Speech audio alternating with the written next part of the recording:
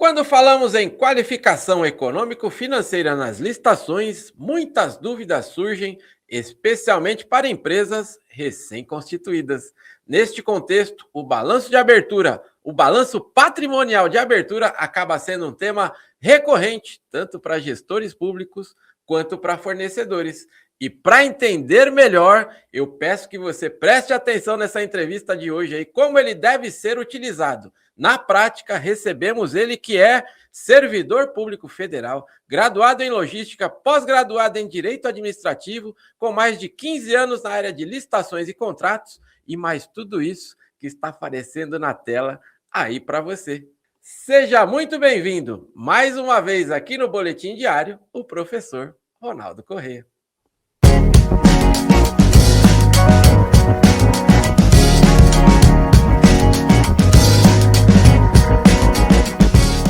Olá, eu sou o professor Ronaldo Corrêa, estou aqui no Papo com o Especialista do Boletim Diário da Forset. Professor, eu quero aqui agradecer e deixar claro aqui, gente, essa não é a primeira vez que ele participa e aqui estamos corrigindo um erro histórico aqui, porque está na minha mão, eu tenho a data aqui, a última participação dele foi em maio de 2020, é isso aí mesmo, olha quanto tempo que a gente tem este quadro e, professor, me perdoe, um especialista como você não pode ficar tanto tempo fora deste quadro não, então eu quero deixar claro aqui publicamente a correção deste erro e aproveitar, claro, todo o seu conhecimento, a sua experiência, para falar de um tema, professor. O dia que não chegar uma dúvida como essa aqui na Forset, esse dia está errado. Ou é feriado, ou é carnaval e assim por diante. Mas todo dia chega uma pergunta sobre esse tema aqui, que é o balanço patrimonial. Então, para dar início aqui, professor, eu queria esclarecer, que você pudesse esclarecer aí, né, para começar aqui, o balanço de abertura, o balanço patrimonial de abertura, né? Em quais situações ele costuma ser utilizado nas licitações públicas? Por favor, professor, o espaço é todo seu. Bom, Ricardo, é realmente dúvida recorrente sobre balanço patrimonial, tanto por parte dos licitantes quanto por parte dos compradores públicos. Mas eu acho que compensa fazer uma pequena introdução a respeito das condições de habilitação em geral que os editais costumam exigir. Desde quando a Constituição Federal previu, lá no inciso 21 do artigo 37, né, acerca da exigência de qualificação dos licitantes, ela já direcionou a finalidade dessa exigência.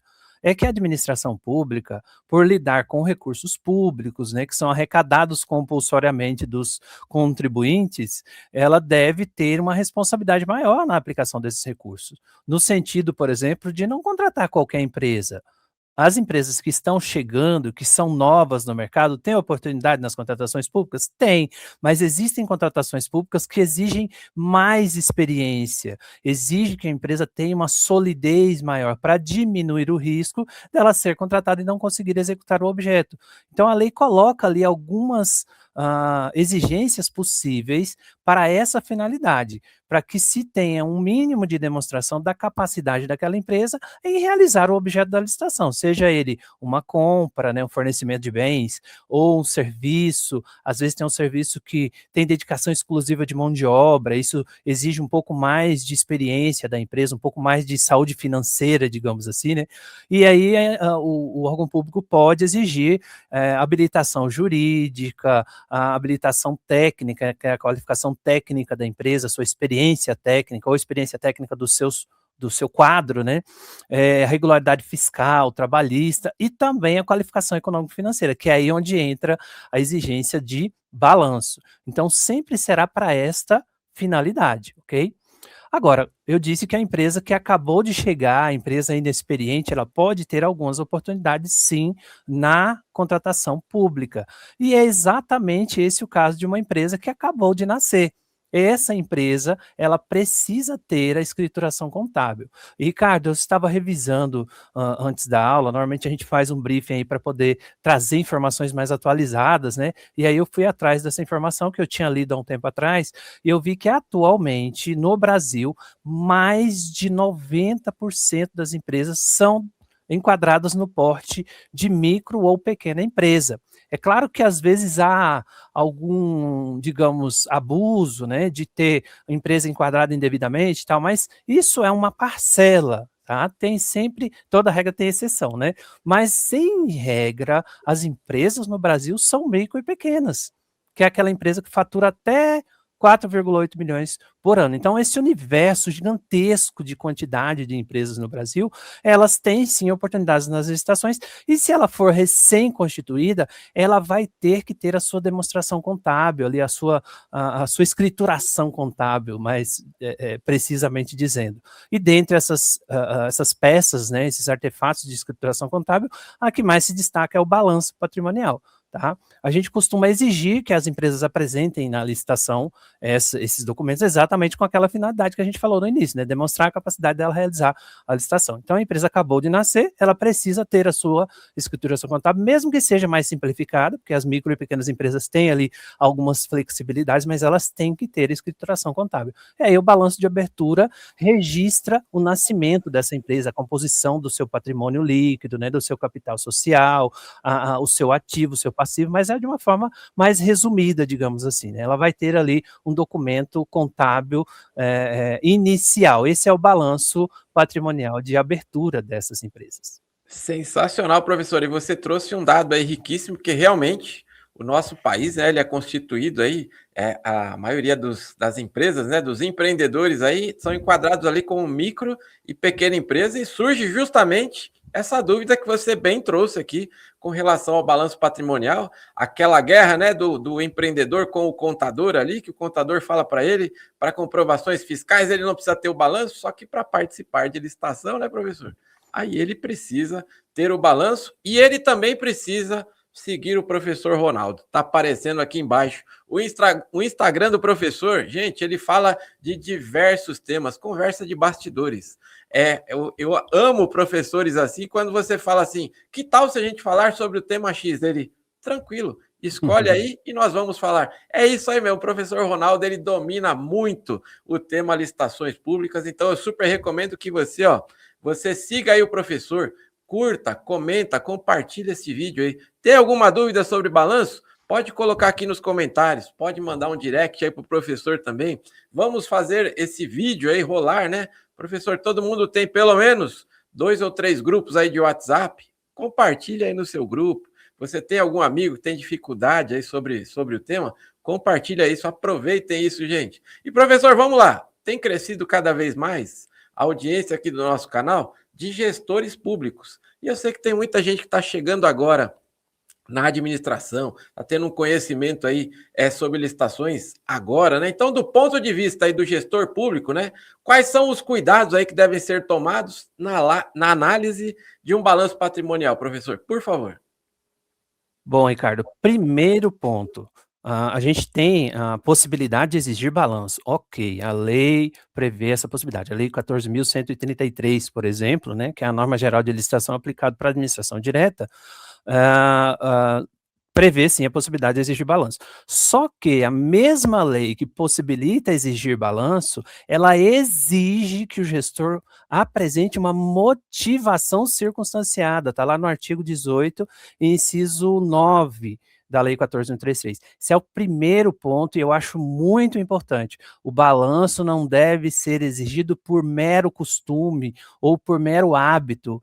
Sempre exigimos. Isso não é uma motivação válida para continuar exigindo. A Lei 14.133 exige que se coloque nos autos do processo. Não precisa ser no próprio edital, no termo de referência, mas tem que constar dos autos do processo, em algum documento, a motivação circunstanciada dessa exigência. Por que está exigindo balanço? Porque a lei permite. Só a lei permitir não é motivação suficiente. Então, há necessidade de motivar, sim. Só exija quando a análise do balanço for, de fato, relevante para poder melhorar as chances da empresa ter condições de executar. Por exemplo, no caso de uma licitação para o fornecimento de bens em que qualquer empresa pode simplesmente comprar e te revender o bem sem precisar ter estoque. Inclusive, tem até aquela possibilidade, Ricardo, de triangulação, né, que os regulamentos estaduais do ICMS permitem, em que uma empresa aciona um fabricante para que o fabricante faça a entrega diretamente para o órgão com a nota fiscal de simples remessa. E aí, o fabricante vai emitir uma nota de venda para a empresa, tá? E a empresa vai emitir uma nota de venda para o órgão público, por isso chama triangulação, né? Uma nota de compra que a empresa, né, recebe do fabricante, uma nota de venda que ela envia para o órgão público e uma nota de simples remessa que o fabricante envia. Então, assim, é uma situação tão simples, tão com pouco risco, que não é recomendável você exigir balanço para isso, tá? Agora, vamos para uma outra situação. Uma situação, Ricardo, em que a empresa vai prestar serviço com dedicação exclusiva de mão de obra. Uma empresa de vigilância, por exemplo, que ela tem um monte de exigências para cumprir, além de colocar as pessoas lá, ela tem todas as responsabilidades trabalhistas, registro na Polícia Federal, na Secretaria de Segurança Pública. Então, assim, não pode ser qualquer empresa. Então, essa empresa, se ela tiver, eventualmente, um mês de atraso de pagamento da fatura, será que ela vai conseguir manter a folha de pagamento dela? Então, assim, a saúde financeira dessa empresa tem que ser um pouco melhor. E aí, nesse caso, recomenda-se, sim, fazer a exigência de balanço motivadamente. E o segundo ponto é, quando o gestor público vai definir no edital essa exigência, ele tem que definir de forma objetiva. A lei permite exigir o balanço de até os últimos 2 exercícios. Ou seja, pode exigir que a empresa apresente 2 demonstrações contábeis, né, para fazer análise. Então, defina claramente quantas dessas demonstrações você vai exigir e mais, como elas serão analisadas. Só a apresentação do balanço não resolve, né, não tem muita finalidade. O que você vai fazer com esse balanço? Eu vou analisar, mas analisar como? Com quais parâmetros? Quais são os mínimos aceitáveis para cada parâmetro desse? Porque normalmente a gente usa índices, né? Então deixe isso muito claro, de forma objetiva. Olha, eu vou exigir que você apresente só o balanço do último exercício. Então você vai me apresentar o balanço de que ano? Nesse caso, por exemplo, que nós estamos aqui em um início de ano, né? Nós temos que pensar nas normas que regem a escrituração contábil. Se ela pode apresentar a escrituração contábil lá no SPED, né, até o final do mês de maio, então o balanço do exercício anterior ainda não é exigível se a licitação for feita em fevereiro. Então tem que pensar também em ser objetivo nesta exigência, porque senão fica muito vago, fica pendente de interpretação, e interpretação, né, cada um tem a sua, e isso vai trazer subjetividade para julgamento da licitação, o que é péssimo. Meus amigos, eu tenho certeza que vocês estão espantados aí também, mas esse é o professor Ronaldo Correia. Tem muito conhecimento, tenho certeza que está trazendo, está tirando aí, viu, professor, o peso de muita gente aí, e você fala de uma maneira simples, didática, que todo mundo consegue entender. Tenho certeza que tem muito gestor aí que você está tirando o peso, e o fornecedor também, aí quando você fala do balanço dos 2 últimos exercícios, a triangulação de nota, gente, isso daí são temas que é muito difícil aí no dia a dia você lidar com isso. O professor está trazendo aqui de maneira simples para você, então o mínimo que você pode fazer é seguir o professor, está aqui embaixo as redes sociais do professor. E como eu não sou bobo nem nada, eventualmente você talvez está chegando neste vídeo pelas redes sociais do professor Ronaldo também. Então eu vou pedir para que você siga @licitafor7. Semanalmente nós vamos atrás de especialistas, assim como o professor Ronaldo aí, trazendo muito conteúdo pensando em você, seja você gestor público ou você fornecedor. Professor, já é um clássico aqui também deste quadro, agora vamos falar de erros, né? Quando falamos aí do fornecedor, quais são os erros mais comuns aí que o professor vem notando aí, tanto na apresentação do balanço, seja ele dos 2 últimos exercícios, ou até mesmo o balanço patrimonial de abertura? Por favor, professor. Bom, a gente vê mesmo muitas empresas que acabam apresentando o balanço de uma maneira inadequada, não atendendo às normas contábeis, né, em relação, por exemplo, ao conteúdo que deve estar ali nas demonstrações contábeis dela, mas eu acho que o principal erro é a questão da assinatura desse balanço. tá? E, eventualmente, o registro desse balanço, tá? Porque tem ali uma regra do Código Civil que não é tão clara assim, que a gente aplica, né, às demonstrações contábeis, que é o registro, né, ou a escrituração dessa demonstração contábil. Hoje a gente tem o SPED, né, a maioria das empresas usa o Sistema Público de Escrituração Digital, então vai escriturar, né, registrar esse balanço lá no SPED. Ok, fez o balanço, esse balanço foi assinado e foi registrado no SPED, beleza. Agora, no balanço de abertura, às vezes tem alguma dificuldade, porque às vezes a empresa ainda não usa o SPED, ainda não tem esse registro, então fica muita dúvida. Mas o que eu sugiro é, quando forem fazer um balanço de abertura, faça uma assinatura eletrônica válida, que é aquela regida lá pela Lei 14.063 de 2020, né? A assinatura eletrônica, ela pode ser feita com um certificado digital padrão ICP Brasil, ou até com aquela assinatura do GovBR, desde que tenha um nível ouro ou prata, né? Nós temos assinaturas eletrônicas aí bastante conhecidas, algumas até gratuitas, né? Não faça a impressão física do documento, assina com uma rubrica ali e escaneia e manda para o órgão. Esse documento, essa cópia não tem valor jurídico algum. Então, tem regras acerca tanto da digitalização de documentos físicos, quanto da assinatura eletrônica desses documentos. O principal ponto que eu vejo de erro, quando dá apresentação de balanço, é o licitante apresentar uma cópia sem valor jurídico. Então, fez balanço de abertura, se tiver como registrá-lo, registre na junta comercial ou no SPED e traga ao órgão esse comprovante de registro. Mas assine tanto o representante da empresa quanto o contador, de maneira que essa assinatura possa ser verificada eletronicamente. A assinatura eletrônica não é para ser verificada visualmente, né? A Lei 14.063 e o seu regulamento deixa isso muito claro.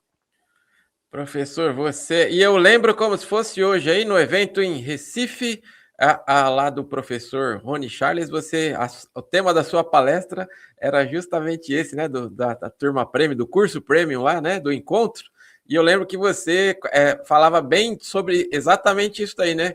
Cuidado, existe uma diferença entre uma assinatura digital e uma foto, né, professor? Eu sempre menciono aqui nos encontros da Forset, e eu menciono sobre isso porque você foi na prática. Eu lembro que você colocou lá o slide e apresentou exatamente o que você está falando aqui, não é isso, professor? Exatamente. A gente tem o uso já bastante no governo federal desde 2015, mais ou menos, Ricardo, a gente tem o Sistema Eletrônico de Informações, o SEI. Então, dentro do SEI, a gente já usa documento eletrônico, inclusive, recentemente, a gente teve umas mudanças aí no sistema do governo federal, né, que a gente usa e vários órgãos usam, para colocar um link para acesso à íntegra dos autos do processo. Então, assim, são coisas que a gente já tem uma habitualidade, talvez a gente até ache que todo mundo sabe sobre o que é documento eletrônico, todo mundo sabe sobre o que é assinatura eletrônica, mas na prática, quando a gente vai lidar com licitantes, quando a gente vai lidar com gestores públicos municipais, de outros órgãos, a gente vê que isso não é a realidade da maioria, não sabe ainda lidar bem com documentos eletrônicos e com assinatura eletrônica. Então, procurem conhecer melhor sobre esse assunto, até mesmo no caso de um licitante, Ricardo, para ele poder questionar um documento de um concorrente. É legítimo, ele tem o direito de questionar, só que ele tem que ter conhecimento para saber o que ele pode questionar, né? Eu acho que isso está errado, não é uma boa fundamentação. Olha, essa assinatura não atende à Lei 14.063, não pode ser aceita. Aí já é uma outra fundamentação, bem melhor, né? Sensacional. E, professor, o tempo não me ajuda, então, para finalizar aí, qual a principal orientação, né? Qual a principal dica que você deixa aqui para que o balanço patrimonial seja usado aí de forma correta nas licitações públicas? Por favor, professor. Bom, a primeira dica é o que eu já falei anteriormente em relação a só exigir balanço quando você tiver de fato uma motivação. Isso para o gestor público. Não exija balanço por mero costume. Sempre exigiu, tá? Mas por quê? O mais importante não é o que, é por quê, né? E para as empresas, procurem ter uma contabilidade bem resolvida. Isso ajuda muito na licitação. Uma empresa que acabou de ser aberta, providencie imediatamente o seu balanço de abertura, tá? Ou, um outro ponto bem interessante, você que é MEI e fizer a sua transformação, né, para uma empresa limitada, do porte de ME ou EPP, lembre-se que essa transformação não é uma abertura de empresa, tá? Não cabe balanço de abertura para esse ato. Balanço de abertura é quando você abriu o seu MEI.